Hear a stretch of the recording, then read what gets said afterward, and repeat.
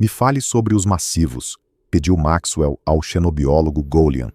As criaturas-ave eram um povo curioso, muito áven em seus traços, até nas penas. Aos olhos de Maxwell, tinham estruturas familiares de curto prazo, parecidas com algumas aves da terra. Formavam pares por alguns anos, depois se separavam quando seus filhotes cresciam. Ainda era uma maravilha para os xenobiólogos terranos ver outras espécies formando sociedades avançadas com estruturas tão distintas. Mas os golianos eram uma raça amistosa e haviam sido, junto aos senanos, sob Galim, os primeiros a oferecer naves para patrulhar as novas colônias humanas. As notícias que vinham da Terra eram fortemente pró-alienígenas e pró-confederação. Ainda havia feridas não cicatrizadas com os aliens, mas a manobra diplomática de permitir que aquilo fosse tratado como um mal-entendido entre espécies alienígenas ajudou a suavizar as tensões. Deveria me sentir pior pelos poucos Pankin Isalien que acabamos matando, pensou o ex-almirante. Mas é difícil manter isso. Seria hipocrisia chorar por eles agora.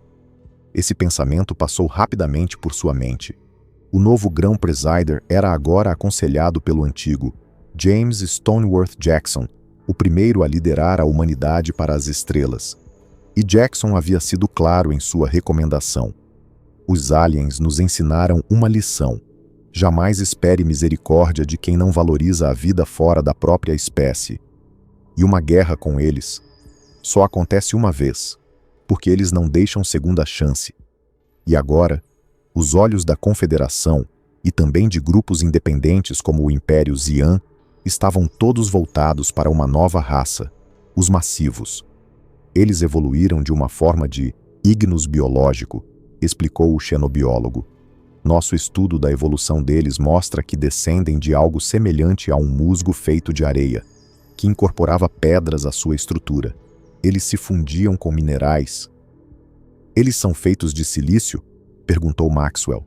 Sim, uma forma de vida baseada em silício, bem única. Como eles se reproduzem? Muito lentamente.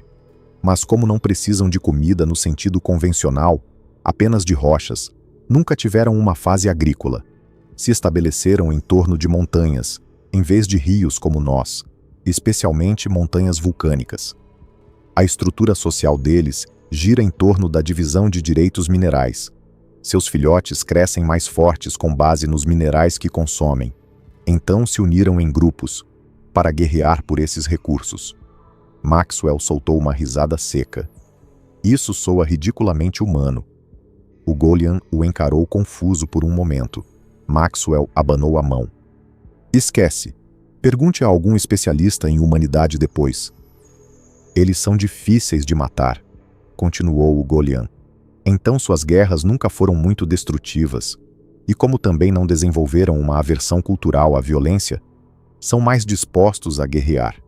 Eles buscam mundos ideais em minerais e instalam colônias neles. Raramente isso os coloca em conflito com outras espécies. Mas ao longo dos anos, seu império começou a ficar sem espaço. Você está brincando, disse Maxwell. Não, a civilização deles é muito antiga e os mundos centrais estão superpopulados. O ponto fraco da espécie deles é simples. Rochas não se reproduzem. Eles consumiram seus cinturões de asteroides. Não restam montanhas nos mundos centrais. E eles comem muito.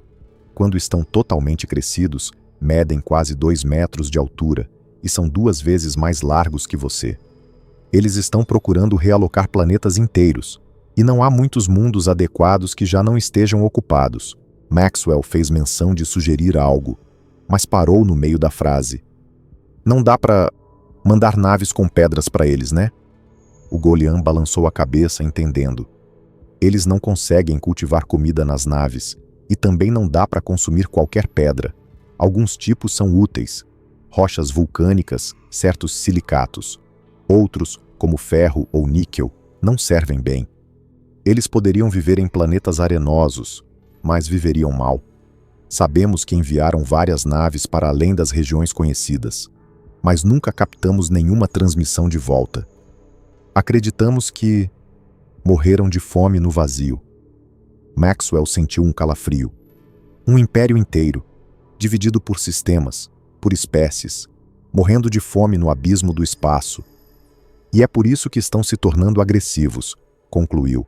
Se não agirem, vão desaparecer. Fica pior, respondeu o Golian.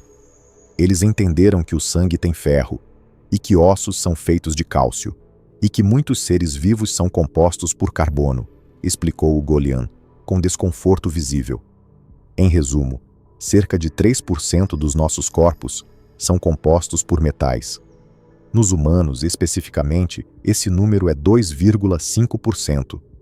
Outras espécies têm proporções semelhantes.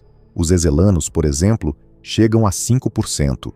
O rosto de Maxwell empalideceu levemente. Então, eles querem o quê? Nos transformar em rebanho? Criar fazendas de seres vivos? Não. Uma espécie inteligente é um modelo ruim para isso, respondeu o xenobiólogo rapidamente. Isso não é um dos seus filmes de ficção científica. O plano deles é diferente. Eles querem usar animais não inteligentes para isso. Outras raças apenas estão no caminho. Já tem mundos preparados para a criação. Invadiram um planeta com uma espécie não inteligente cuja biomassa tinha 15% de elementos metálicos de alto valor nutricional para eles. Exterminaram toda a fauna nativa e começaram a criar esses animais como vocês criam ovelhas ou gado. Maxwell suspirou pesadamente. Então, se precisarem, vão remover a vida inteligente do caminho, transformar os mundos em pasto e consumir o planeta. Assim esvaziam seus mundos moribundos, realocam a população e sobrevivem. E agora, estão na fronteira Golian. Maxwell cerrou os punhos. Entendi perfeitamente. O Golian o encarou com uma seriedade preocupada. E o que pretende fazer? Maxwell respondeu com frieza. Me preparei para lutar na nossa fronteira, mas agora espero que os outros mundos da Confederação e até os não-membros reconheçam que é melhor lutar nas bordas distantes dos vizinhos do que em suas próprias casas. Fez uma pausa, então concluiu. Mas me diga uma coisa. Você acha que os massivos reconsiderariam o caminho militar se fossem confrontados por um quadrante unificado? O Golian ficou em silêncio por alguns segundos. Se tiverem qualquer outra opção, acho que sim. Diplomacia é a arte de dizer bom cachorro enquanto procura uma pedra, murmurou Maxwell, andando de um lado para o outro. Ele não estava presente fisicamente na Assembleia Queniana naquele momento. Estava em sua nave, a caminho da Terra, para uma conferência presencial com o atual Grão-Presider. Mas na sala do conselho, um holograma transmitia sua imagem em tempo real, projetada por um sistema de escaneamento corporal. Vários monitores, inclusive de membros ausentes e representantes não membros, acompanhavam tudo, e de forma deliberada, o sinal da transmissão estava aberto, para que os próprios massivos pudessem ouvir, se quisessem. Isso é um ditado no meu mundo, disse Maxwell. E se ajuda, cachorros são predadores. Nós os domesticamos. Ele entrelaçou as mãos atrás das costas e continuou andando. A movimentação constante mantinha os olhos dos presentes fixos nele. Muitas das espécies presentes tinham comportamento de predadores de emboscada, e o movimento constante facilitava manter a atenção delas. Maxwell então encarou diretamente a câmera. O olho de aço no lado esquerdo brilhava, desconcertando as espécies que não podiam receber implantes em seus corpos. Como sabem, estou a caminho da Terra para falar pessoalmente com o nosso Grão-Presider, disse ele. E esta transmissão está sendo feita em sinal aberto, para que os massivos também possam ouvir, se desejarem. Fez uma pausa dramática. A guerra é uma coisa terrível. Mesmo que você ache que é difícil de matar, mesmo que vença, o preço ainda será alto. Ele respirou fundo. Foi por isso que falei de paz diante da rainha Zalien. Foi por isso que busquei alianças, laços de confiança, de irmandade, com todas as espécies da Confederação e além. Maxwell levantou uma das mãos. Enviei uma proposta aos embaixadores dos massivos. Se retirarem suas frotas para uma distância de 6 saltos da fronteira, usarei a autoridade do meu cargo para vetar qualquer proposta de guerra. Fez uma pausa longa. Não atacaremos primeiro. Mas se os golianos forem atacados, proporão uma guerra conjunta por todos os membros do quadrante. E se qualquer planeta, uma colônia, um posto avançado, os aliens, os Panquim ou qualquer outro povo deste quadrante for atacado, pedirei uma declaração de guerra geral por todo o quadrante. E com ela, um tratado público.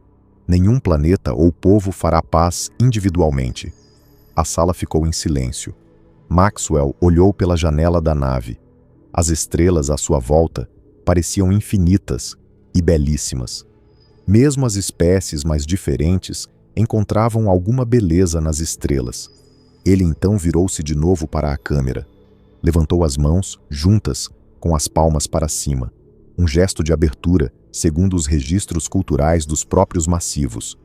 Se a frota for retirada, proporei um esforço massivo de ajuda. Vamos fornecer recursos. Alocar luas, planetoides e ambientes desabitados para que possam cultivar seus animais. Forneceremos formas de sustento que não são consumíveis por nós e que podem ser trocadas com vocês. Essa é a chance de paz. Ele inclinou levemente a cabeça. Aproveitem. Fez uma pausa final. Porque já temos muitas rochas prontas para serem usadas. Mundo natal, Zalien. A rainha não convocou conselheiros, não porque não existissem, mas porque nenhum conseguia ajudá-la. Ela sabia a verdade. Os humanos vão lutar ao nosso lado. A Confederação vai lutar ao nosso lado. Que coisa estranha. E ainda assim, real. Essa lógica de cooperação havia concedido à Confederação uma força absurda. Forçara-a a rever seus próprios planos antigos de conflito. Ela tentou adaptar sua visão de mundo a essa nova realidade. Foi difícil, mas à medida que filtrava as vozes de sua espécie em seus múltiplos mundos, encontrou uma metáfora. Um enxame luta como um só, mesmo tendo muitas rainhas. A cooperação entre espécies parecia isso. Vários enxames, uma única ação. Era estranho, mas compreensível. Quando as primeiras frotas dos massivos começaram a se mover rumo aos sistemas vizinhos e os registros de cerco da Confederação ainda estavam frescos em sua mente, ela tomou uma decisão e enviou uma transmissão direta para todo o Conselho da Confederação. Zalien apoiará a proposta de guerra coletiva. Se um for atacado, Zalien contra-atacará. Quando todos pararem de atacar, Zalien também cessará fogo. Mundo natal Panquim. O povo que fora destruído agora assistia aos mesmos humanos que os derrotaram, oferecendo proteção aos mundos indefesos. A contradição era visível, mas o Conselho Panquim viu nisso uma oportunidade. Transmitiram uma proposta simples à ascendência terrana. Enviaremos voluntários para lutar. Desde que o pagamento deles seja deduzido de nossas indenizações de guerra, ou que nos seja permitido algum nível de reindustrialização controlada. Não houve resposta imediata, mas sabiam que tudo o que precisavam era esperar. Mundo goleano. Assim que a notícia chegou, lágrimas cerimoniais e apoio à causa terrana explodiram nos mundos fronteiriços. A reputação dos macacos de guerra e sua força destrutiva acalmava os corações trêmulos. Mas em nenhum lugar o alívio foi maior do que no gabinete do Alto Lorde An. Pode ser interesse próprio ou verdadeiro espírito de bando. Não importa. Desde que suas naves estejam na fronteira, estou em paz. O conselheiro dele, especialista em assuntos dos massivos, permaneceu em silêncio por um tempo, antes de falar com sinceridade. Mas a verdadeira pergunta é: eles levarão isso a sério? Nunca lutaram contra os macacos de guerra. Nunca viram a violência terrana. Nunca testemunharam até onde os humanos vão, quando pressionados. Ele encarou o vazio. Os dados estão aí. Se forem inteligentes, evitarão essa guerra. Mas eles nunca perderam uma guerra antes. Essa verdade amarga silenciou o Alto Lorde. Seu conselheiro concluiu: tudo depende de como eles vão interpretar isso, como força ou como fraqueza. Eu acredito que verão como força. Mundo natal dos massivos. A voz do monte O titânico líder chamado Mountain Voice Igneous ressoava como uma avalanche de pedras. Ele assistia à transmissão aberta dos macacos de guerra. Tão pequenos, essas aves carecas acham que devemos ter medo deles? Sua voz rugosa foi ecoada pelos almirantes da frota e por seus conselheiros minerais. Eles exageram, esses humanos. Querem nos assustar. Todos os outros povos só se unem por medo. E o medo é fraqueza. Um conselheiro menor, de tamanho reduzido e por isso já naturalmente desvalorizado entre os massivos, se manifestou cauteloso. Talvez devêssemos ao menos considerar a oferta. Talvez não salvemos todos, mas se os outros forem mesmo de pedra verdadeira, perderemos menos do que se lutarmos. O punho rochoso de Igneous bateu com força. Se vencermos rápido, perderemos poucos. Nossas naves são grandes. Nunca conhecemos a derrota.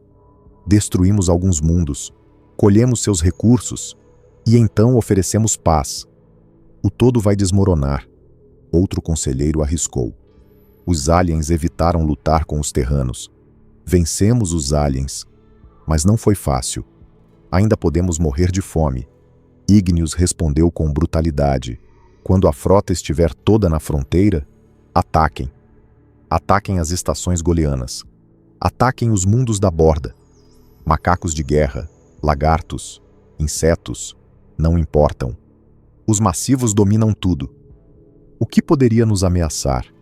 Ele se ergueu sobre todos, imponente como uma montanha viva. Nada. Nada, eu digo. E sob o som ensurdecedor de passos pesados, a guerra venceu o dia. Macacos de guerra, nome estúpido. São novos nesta galáxia, e nós vamos ensiná-los a temê-la. Igneous se sentou, satisfeito com a decisão. E enquanto os aplausos ecoavam por todo o salão mineral, o destino da galáxia começava a se moldar mais uma vez.